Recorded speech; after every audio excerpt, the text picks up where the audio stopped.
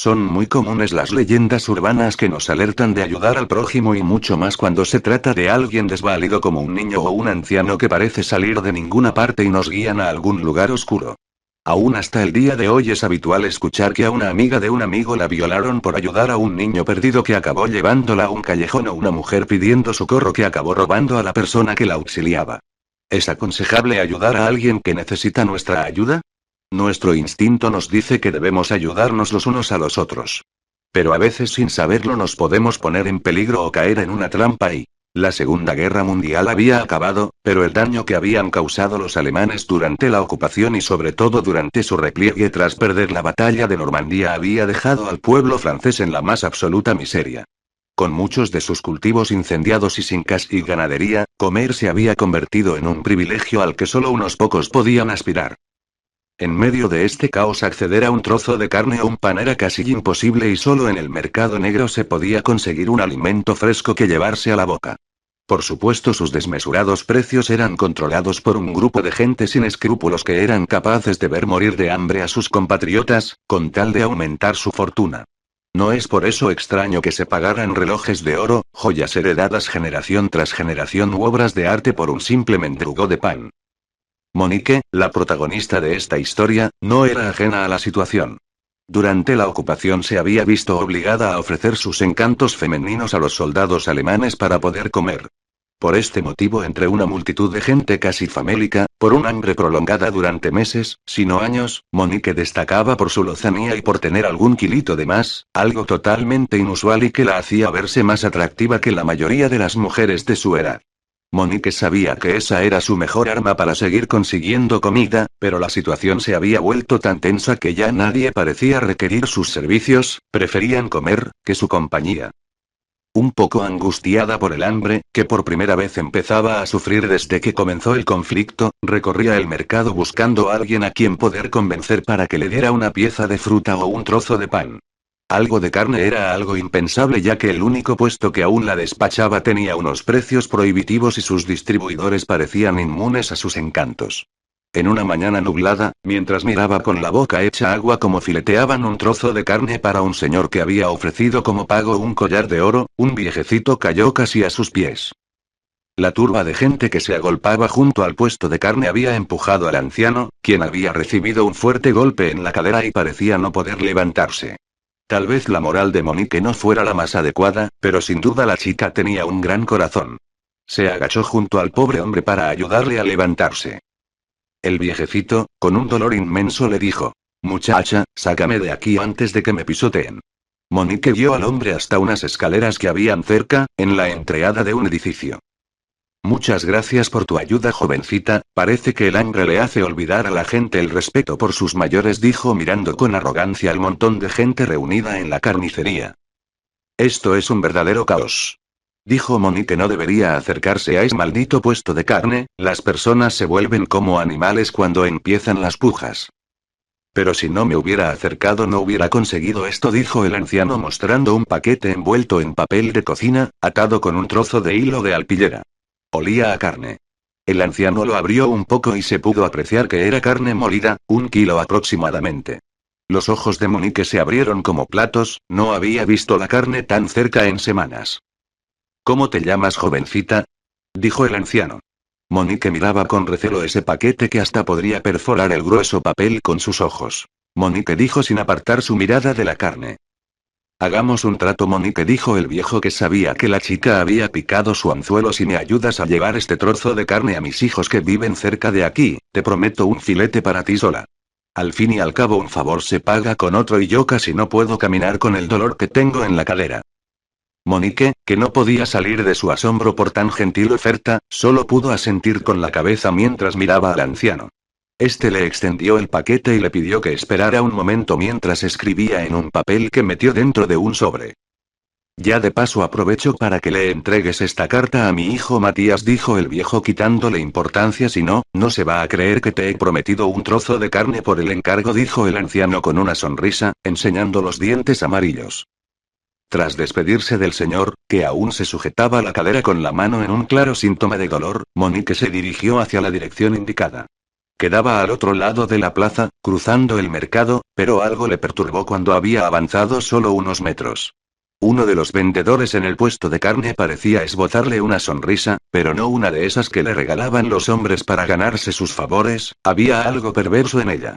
Bajó la cabeza un poco asustada y como si su instinto femenino le avisara, sintió que algo raro estaba pasando. Se giró para mirar al anciano, pero allí ya no había nadie. ¿Cómo podía haberse ido tan rápido con ese dolor punzante de cadera?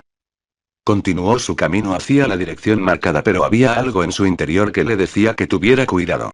Es típico del ser humano que su sexto sentido, o más bien llamado conciencia, le diga a su ser que algo raro estaba pasando.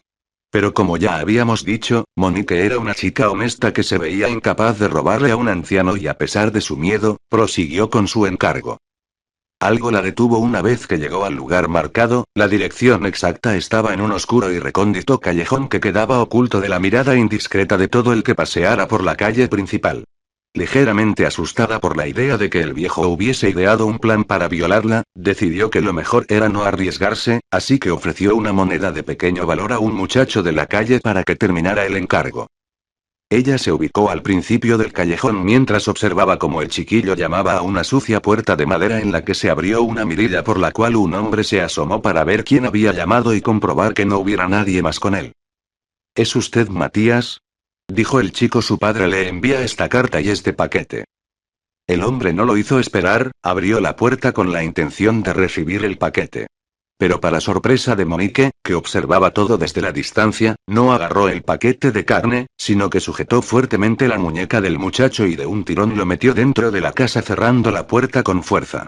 Se comenzaron a escuchar gritos que fueron acallados en pocos segundos. El bullicio ensordecedor de la plaza había silenciado al pequeño. Pero Monique había sido testigo de todo, así que gritando se dirigió a un par de militares que sabía que siempre vigilaban que todo estuviera en orden cuando el mercado se abría. Por favor, ayuda, acaban de secuestrar a un niño, dijo Monique mientras tiraba del brazo de uno de los soldados guiándole hacia el lugar. En segundos, sorprendentemente para mí, los militares se encontraban golpeando la puerta del lugar en el que había desaparecido el niño. Un fuerte alboroto se escuchó en el interior del edificio, un par de hombres vociferaban y golpeaban la puerta desde el interior, parecía que estaban colocando muebles y otros objetos pesados para evitar que se abriera la puerta con las patadas de los soldados. De repente el ruido cesó y segundos después, por una de las ventanas que habían en el tejado apareció un hombre que velozmente saltó al edificio cercano y desapareció de la vista de Monique, quien gritando avisaba a los militares que estaban escapando por arriba. Un segundo hombre salió y los soldados advertidos por Monique le dispararon. Uno de los disparos, desde hacia atrás, le acertó en pleno corazón y cayó rodando por el tejado hasta el vacío, golpeando el suelo con un golpe atronador a unos metros de Monique. Tras un par de minutos, los militares se cercioraron de que nadie más saliera por la ventana y regresaron a la puerta, que empezaron a golpear con más insistencia hasta que consiguieron abrirla lo suficiente para apartar los muebles con los que los delincuentes habían formado una barricada temporal que impedía acceder al edificio. Cuando consiguieron entrar se quedaron estupefactos, uno de ellos tuvo que salir inmediatamente mientras vomitaba. Su estómago no pudo soportar el ver tan macabro espectáculo. De un gancho colgaba el niño boca abajo con la garganta degollada, un cubo abajo de la cabeza del niño, recogía toda la sangre que goteaba de él. A escasos metros había una mesa que parecía usarse para separar la carne del hueso y donde se podían ver restos humanos como pies, manos y una cabeza. Junto a unos cuchillos ensangrentados habían varios montones de carne humana que ya estaba lista para ser empaquetada. Mientras, Monique, ajena al matadero humano que habían visto los militares, se acercó al hombre abatido por los disparos. Al mirarle más de cerca le reconoció como uno de los hombres que despachaban carne en el mercado. Pero lo que más le llamó la atención fue que de uno de sus bolsillos asomaba el sobre que le había entregado el anciano. La mujer se agachó y tras recogerlo decidió abrirlo. En su interior encontró escrito lo siguiente: el día que conocí a Jake Jordan, una tarde de 2010, fue toda una experiencia. Yo trabajaba como un psicólogo de turno, y ese día comenzó una experiencia que a día de hoy no he podido olvidar. El hombre me comentó sobre un foro. Ese foro se llamaba The Violent Space. En ese foro se hacían todo tipo de cosas, fotomontajes, proyectos, se contaban anécdotas, historias de terror y... Ese día Jake se encontraba vagando por el foro, cuando se topó con un post. El creador del mismo no tenía ningún nombre en especial. Solo se llamaba el hombre del teléfono y no tenía foto de perfil. El post era un concurso de anécdotas, y el ganador obtendría un premio del cual aún no se sabía nada. Jake, aburrido, decide hacer parte de este concurso, contando así una anécdota cualquiera. Varias semanas después, Jake recibe una llamada misteriosa de una voz sintetizada. Esta le dice: «Felicidades, joven, usted es el ganador del concurso». Jake, entusiasmado, pregunta: «¿Cuál es el premio?». La voz le contesta de manera seca y no muy expresiva: «¿Y el miedo?». Y la llamada se corta y Jake se enoja, pensando que el concurso y la voz solo se trataban de un bromista del giro. Pero eso le dio igual, y se fue a dormir.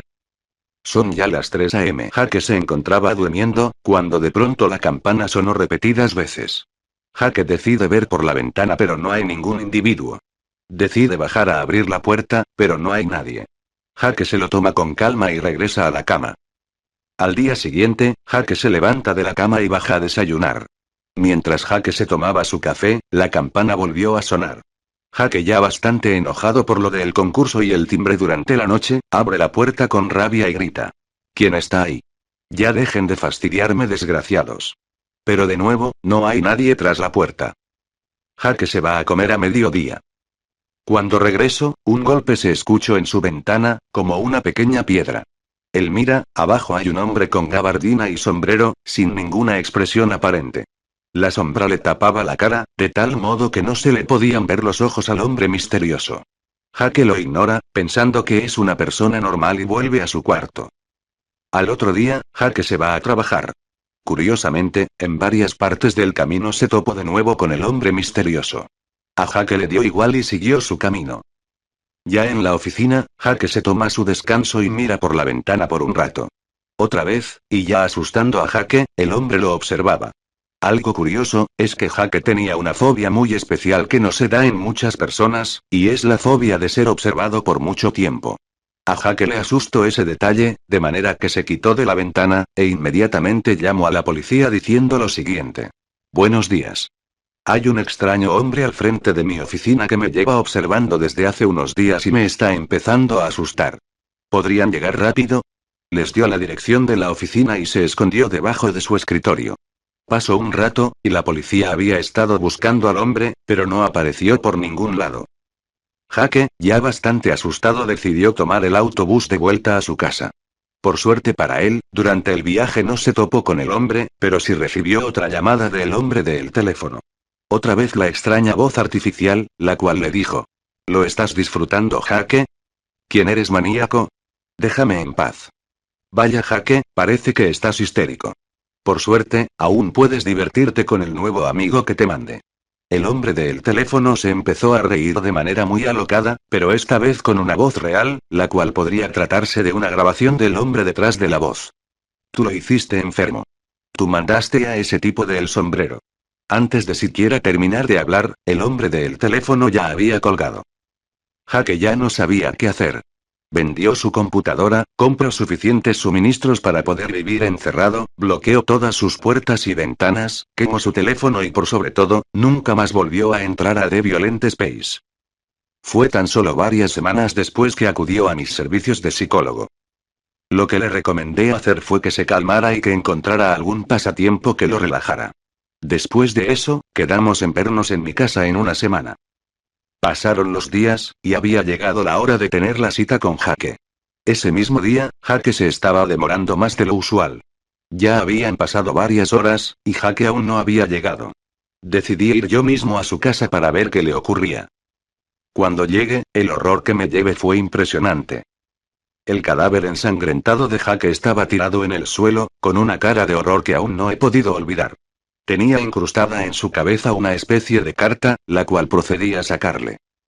En esta, había una foto con mala calidad de un hombre con sombrero y gabardina, tal como me lo había descrito Jake.